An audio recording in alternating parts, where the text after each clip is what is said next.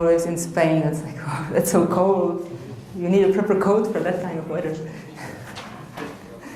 So I'm very happy to be here, and it's really warm. Okay. Nice. So let's start the talk.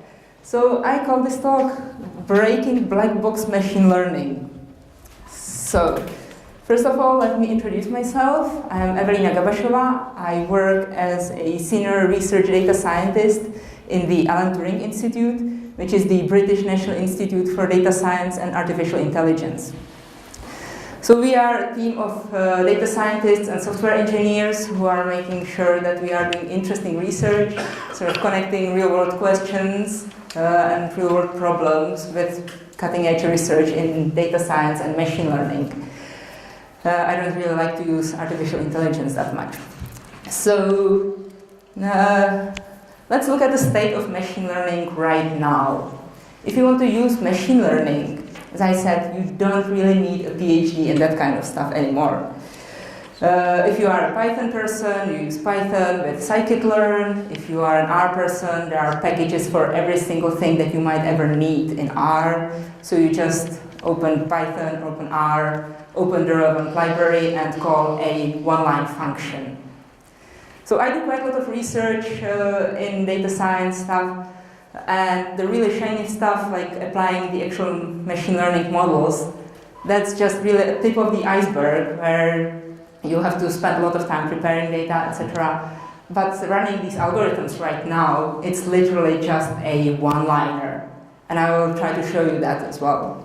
And if you want to do some more fancy stuff with deep learning, you just look at TensorFlow with Keras or PyTorch, and it's literally just a one-liner or a three-liner maybe, to run a relatively complex algorithm to, let's say, learn how to distinguish cats and dogs, etc.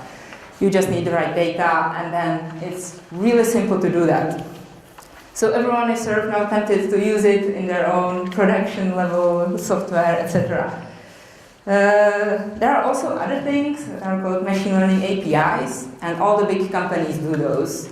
And it's literally just a REST API that you call and get the solution to your machine learning problem. Typically, it's a vision problem. You give it a photo, you send a request, and you get as a return like a description of the photo, including all the objects that are in the photo with their coordinates. And it's really impressive. And I will try to show you some of this later as well. And it really looks like magic. You send it a photo of a dog sitting on the grass. It says it's a dog sitting on the grass, and this is where the dog is, and this is where the grass is. It's really nice. It works nicely, but I'll try to give you a little word of caution about these as well. So the crucial thing is that there is no mathematics needed if you want to do machine learning right now. Me on a beach, yes, I don't have to do any mathematics anymore. On the right, I just opened a random book that was on the shelf behind me at work and took a picture of a random page. So this is what machine learning looks like if you want to do research in it. But really, you don't need that. You don't need that if you want to just call a one-liner. And I like to use a metaphor of a compiler. If you look at a compiler, like the insides are a bit complicated. You need to have some kind of lexer, tokenizer, parser to actually convert a program into an executable. But to use a compiler, you don't need to understand all those parts at all. You just have to call the compiler, and it does all the stuff behind the scenes. But unfortunately, machine learning is slightly different from standard software development.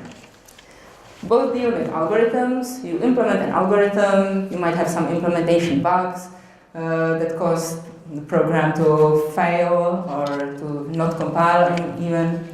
And that's relatively easy to fix. But the problem with machine learning is that a lot of the problems that appear in a program, they just fail silently, and you don't know that something wrong happened. In this aspect, it's very different from writing standard code. So if you want to include any kind of machine learning in your code, you have to be really paranoid about it, because it literally fails silently. So this talk will be about black box machine learning. And First, I don't want to do any kind of gatekeeping around machine learning. I don't want to say, I'm the expert, don't do it yourself. I mean, trust me, hire someone who knows what they are doing, never do it. I think everyone should be doing machine learning because it's really cool and it's really easy to do it right now. I just really want you to be careful. Because we are not there yet with the sort of the same way that with compilers we can just run them without understanding what's happening underneath. So the rules for today's talk is I'll be using algorithms as black box with minimal setup. I don't want to be looking at like documentation and how the algorithms work underneath and tweak settings, etc. I want to use them as they are with minimal setup. Keep mathematics at minimum and basically look at where things go wrong. I will be looking at 3 different things. First, linear regression, which is the sort of most easy thing that everyone sort of starts with. It's used quite a lot in practice in many, many places because it's incredibly efficient, it's easy to interpret, it's well understood, but yeah, things can go wrong there as well. Then I'll be looking at the decision tree, which is one of these really basic algorithms as well. But it forms the basis of, well, if you know Kaggle, this is the website that does machine learning competitions, where you get some company present a data set and then people compete who will perform better with their machine learning on that data set. And decision trees form basis of many of the algorithms that actually win these competitions, which means they are really good. And yeah, they form basis of random forests and boosted decision trees. These do really well in practice, but yeah, there are weird behaviors as well. And finally, I'll be looking at deep learning for vision with one of these black box machine learning APIs. So let's start with linear regression. With linear regression, you usually see a picture like this, where you have one variable and you are trying to predict the other with a linear combination of the one variable. And I want to make it as interactive and as straightforward as possible. So I actually have all my models in a Jupyter notebook. So that you trust me that I'm actually running these things and how easy they are sometimes to run and how they can go wrong. So here, linear regression is is a statistical model, very standard statistical model, so I'll be using R for that. So if you don't know any R, it still should be fairly straightforward to understand. So here I'm creating a data frame. And it will have X and Y components, and X will be just a random number from a normal distribution centered at 0 with unit variance, and Y the same. And I'll plot it as well.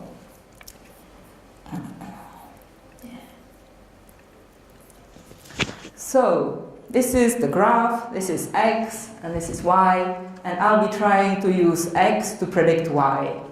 And since this is a random sample, it shouldn't do very well.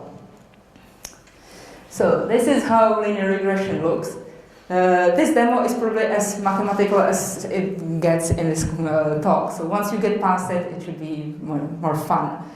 So let's run a linear model. That's the sort of statistical name for linear regression.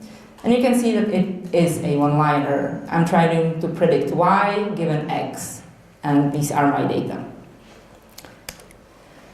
So I will explain what you can see here. This is the sort of standard output you get in R.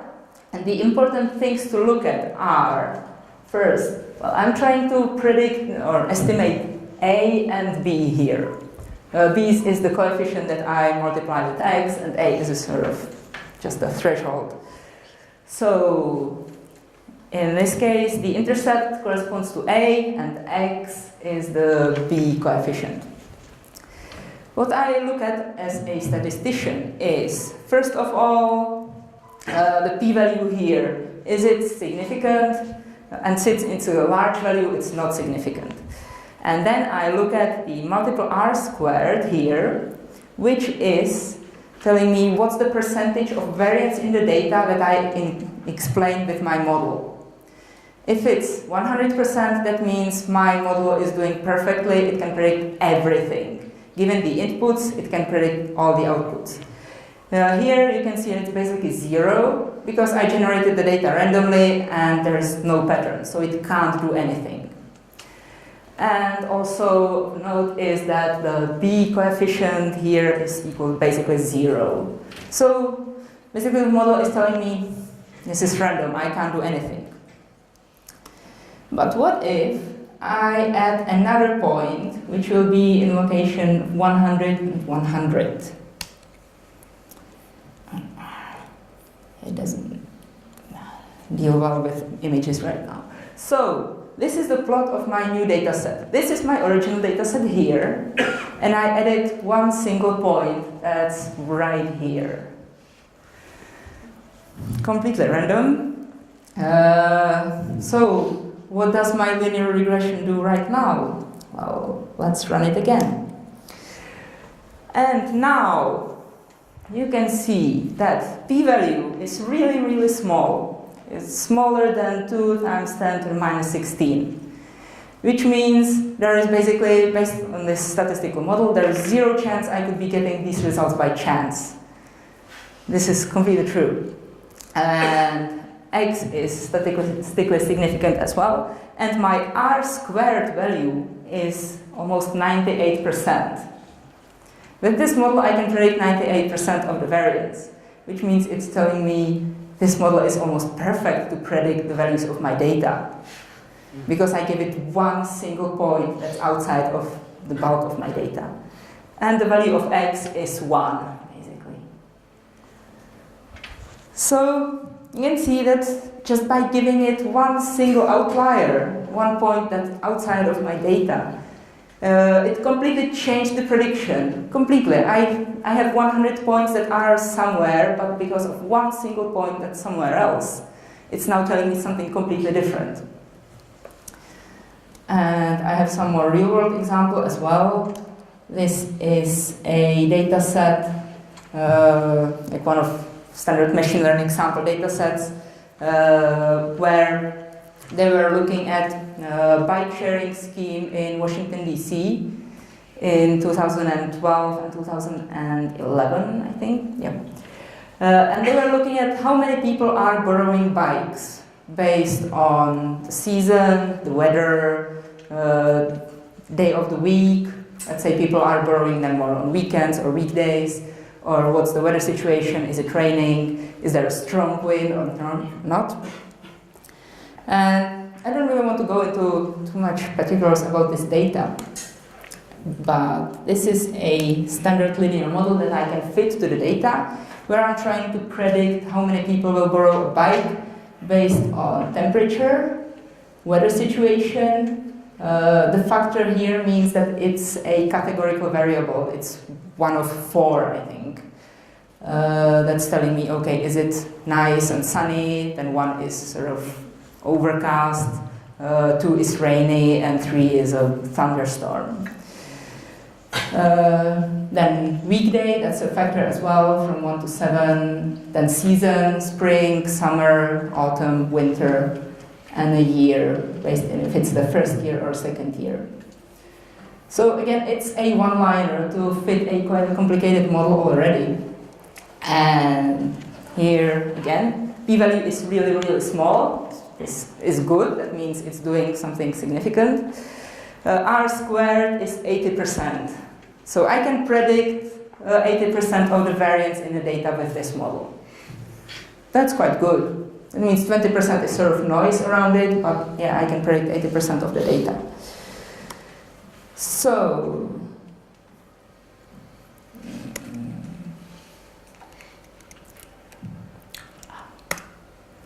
let's add one new data point that will be just a copy of the first data point.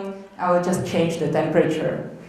And since it's from the US, let's use Fahrenheit, because, well, they probably use Fahrenheit, right?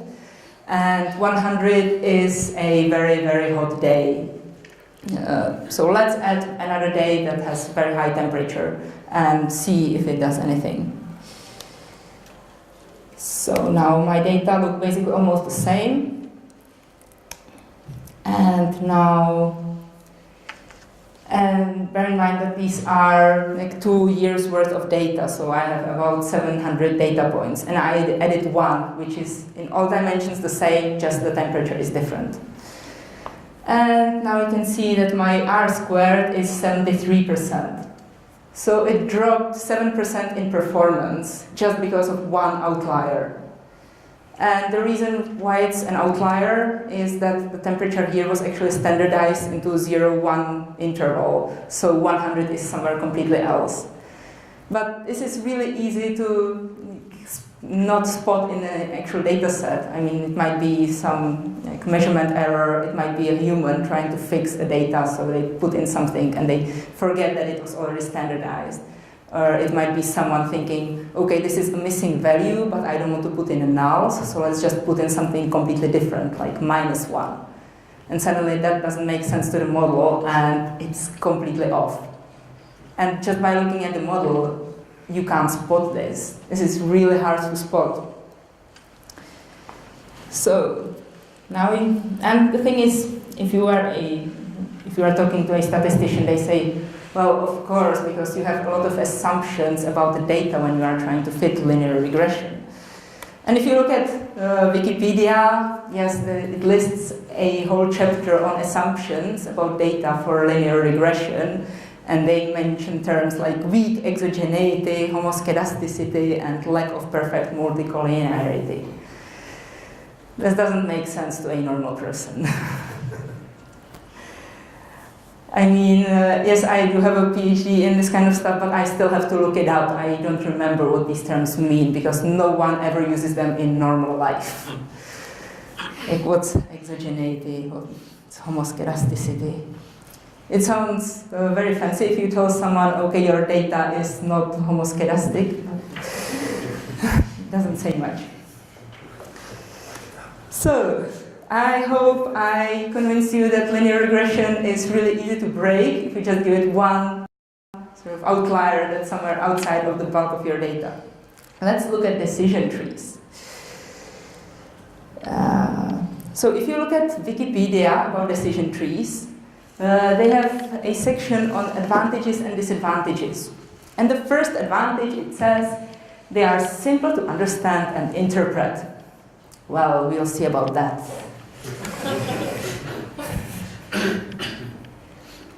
Let's close this notebook and let's open my decision tree notebook.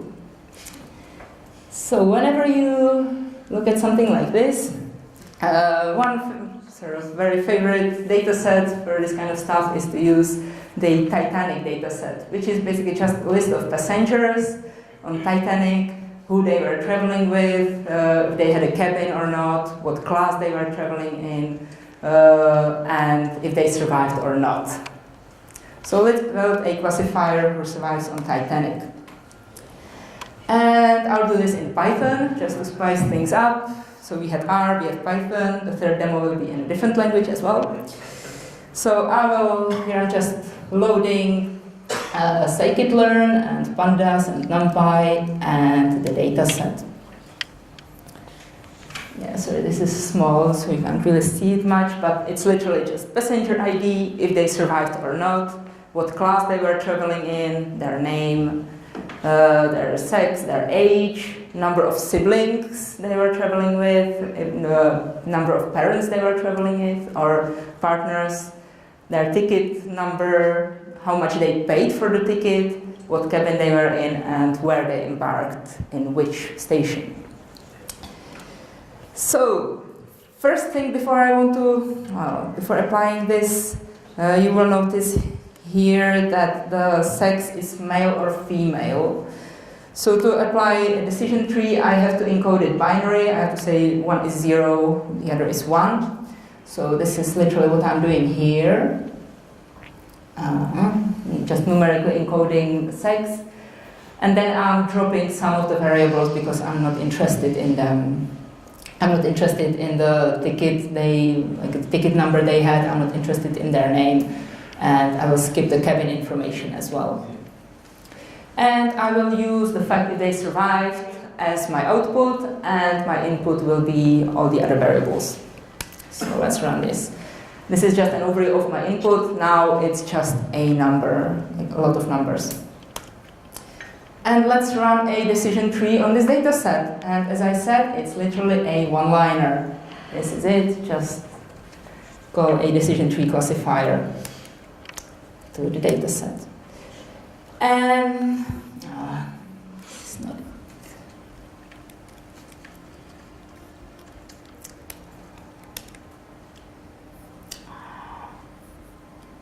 I was rerunning some things before, so let's create a visualization of how it looks. And because Jupyter is caching everything, I need to give it something. Okay, so this is a visualization of the decision tree. So, first of all, how it looks, you don't need to understand any, how it's constructed or anything, but what it came up with is a tree that basically tells me, it's a sort of state diagram. So, first of all, if the sex is smaller than 0.5, remember 0 is a male, 1 is a female. So if it's a male passenger, then go here. If it's a female passenger, go here. Here, if the age is smaller than 6.5, go here, otherwise go here, etc.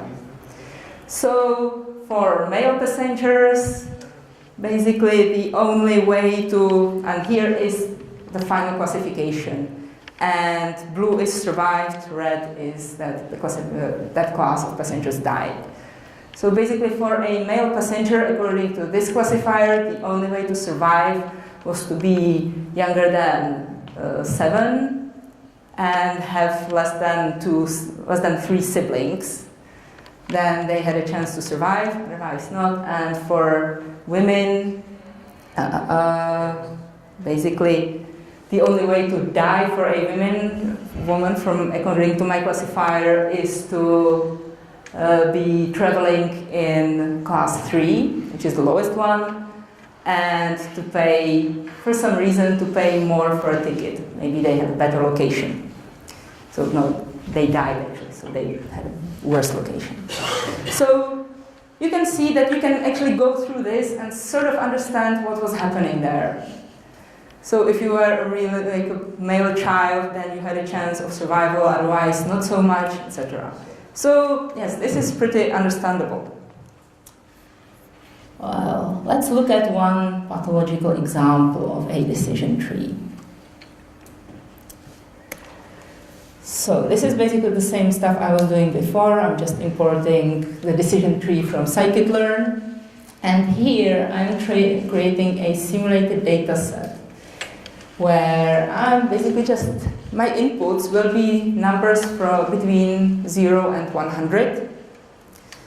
And the output that I'm trying to predict is, well, I basically have 2 axes. One is x, the other is y, or x1, x2, 0 to 100, 0 to 100. And if the sum of these 2 numbers is smaller than 100, I will give it a class 0, otherwise a class 1. It's easier to see when it's visualized, so my data set looks like this.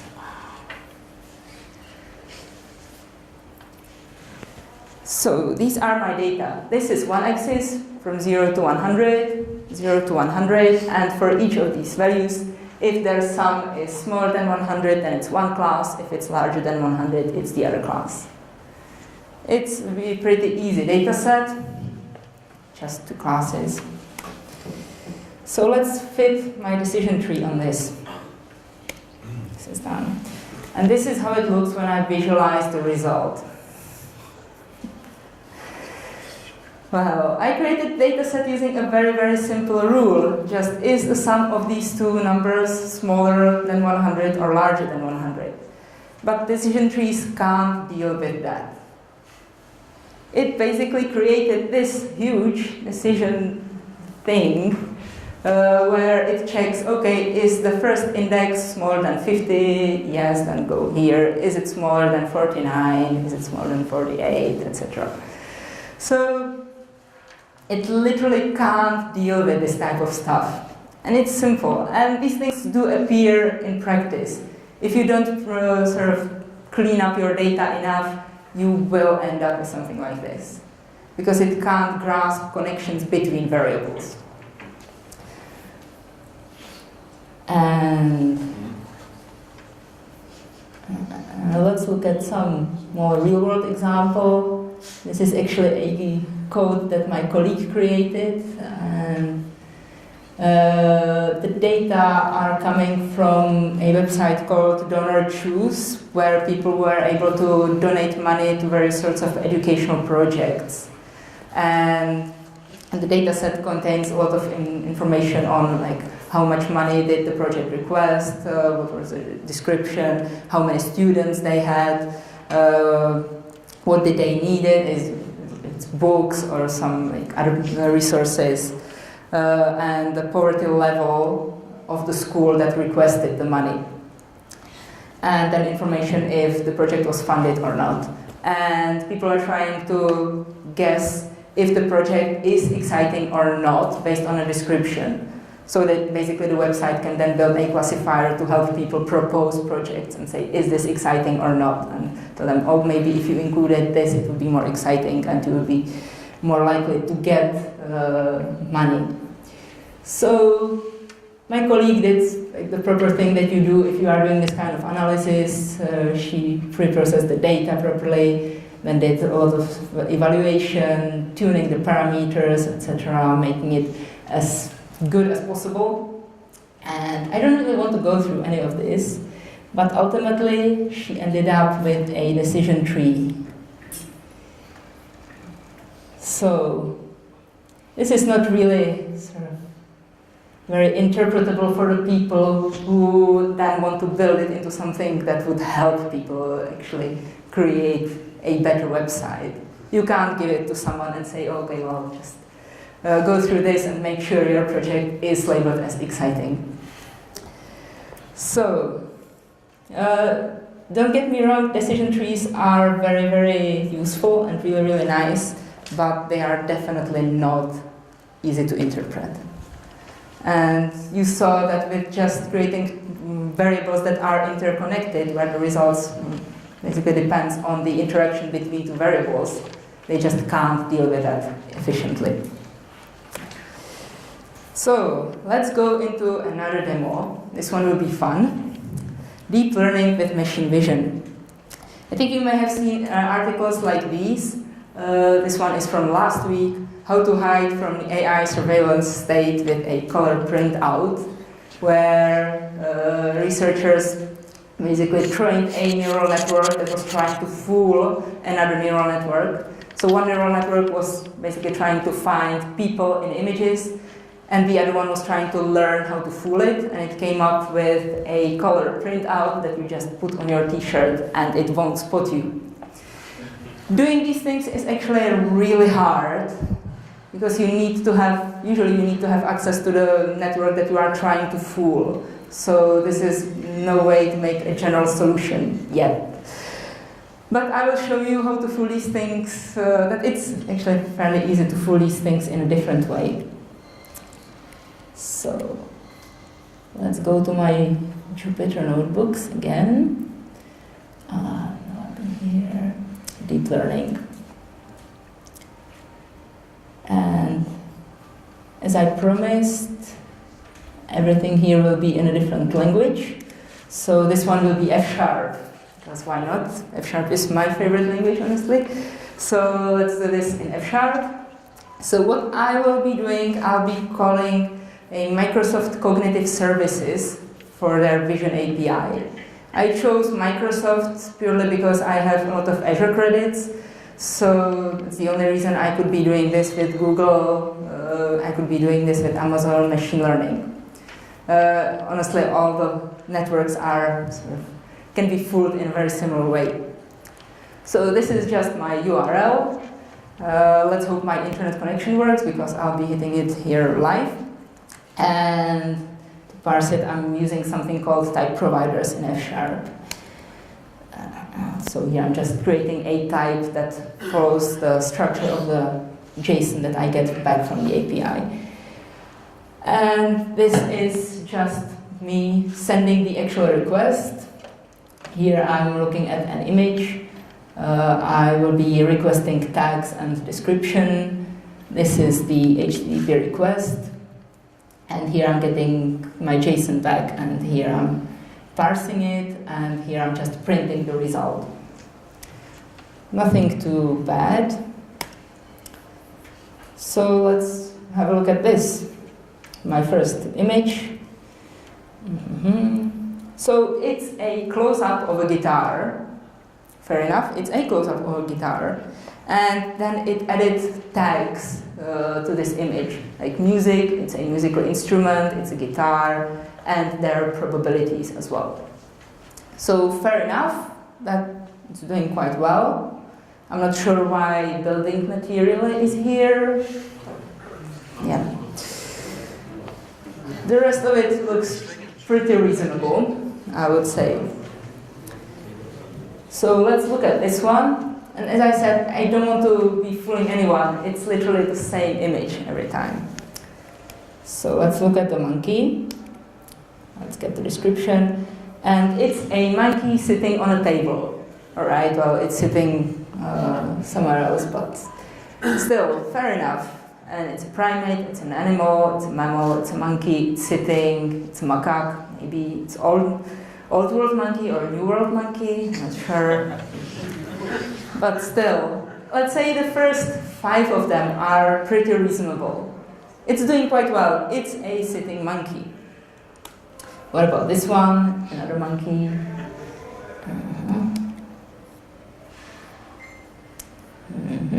And it's a monkey sitting on a branch. Yes. On a tree, it's outdoor, and it's an animal, mammal, etc. So still, pretty reasonable. So let's mix things. Well, you would think that neural networks are just trained on a lot of samples. So you think that if you just give it a sample that it has never seen before, it may not do really well. So let's give it something that will be really disturbing. And let's see what it does.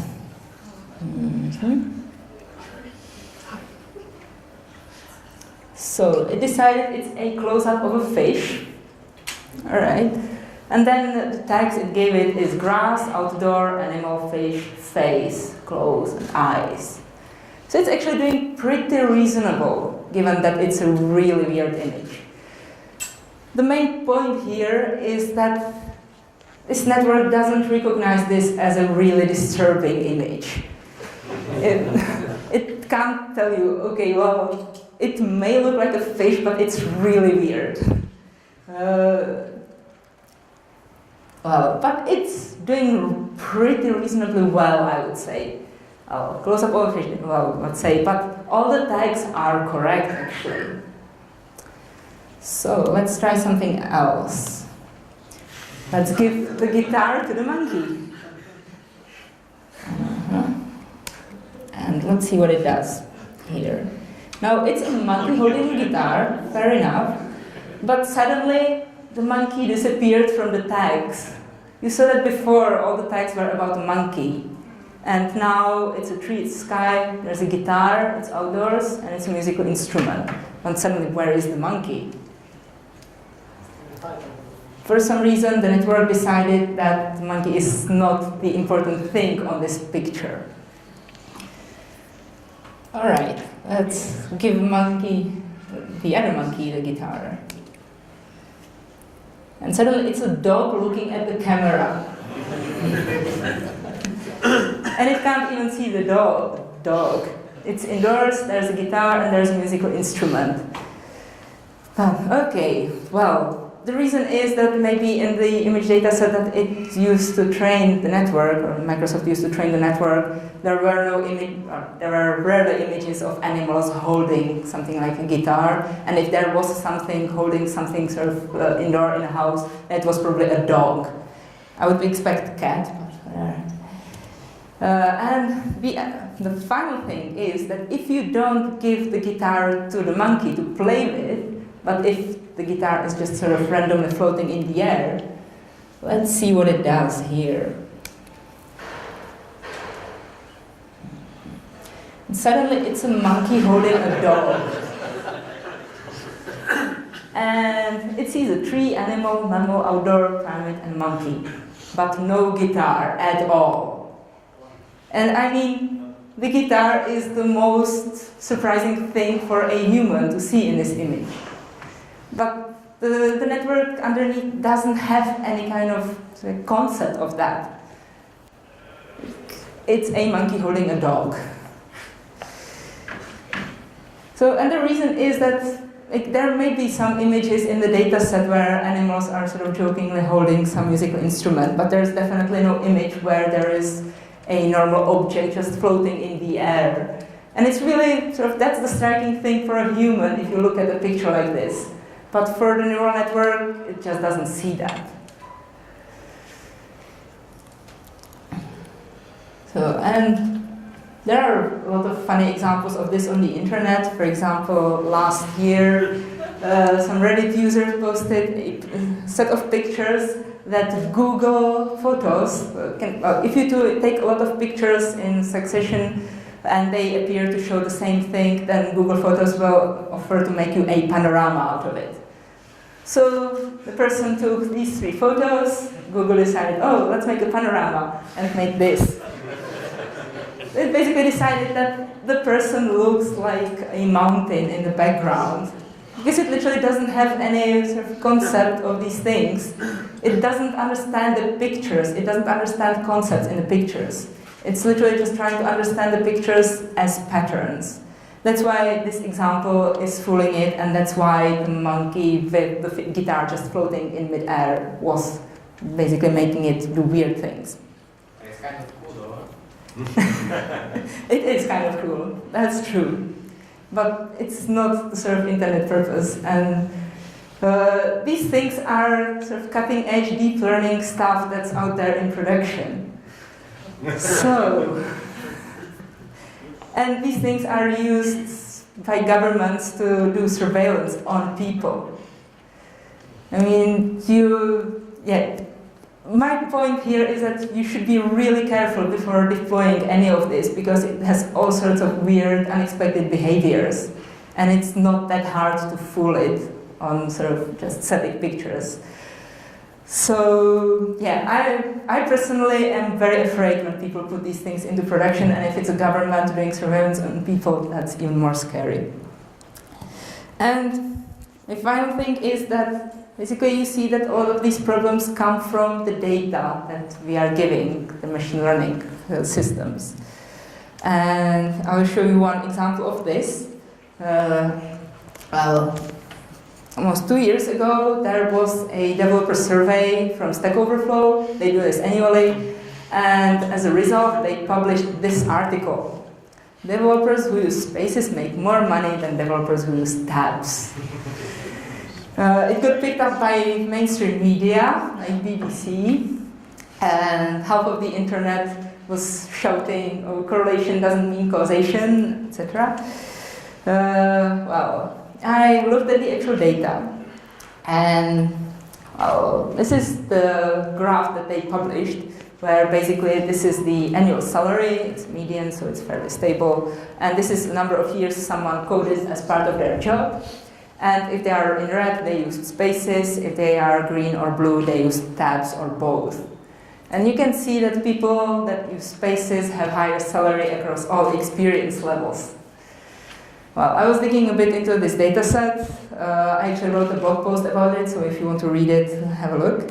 But my point here is that basically if you looked at the actual data that they collected, I plotted the salary distribution across all developers. And this is a histogram of that. This is a salary, and this is how many developers reported as salary. And you can see that there is a bump here, and then it's sort of, there is a tail. So majority of developers are paid somewhere around here across the survey. But then I thought, okay, what's this weird bump in the beginning?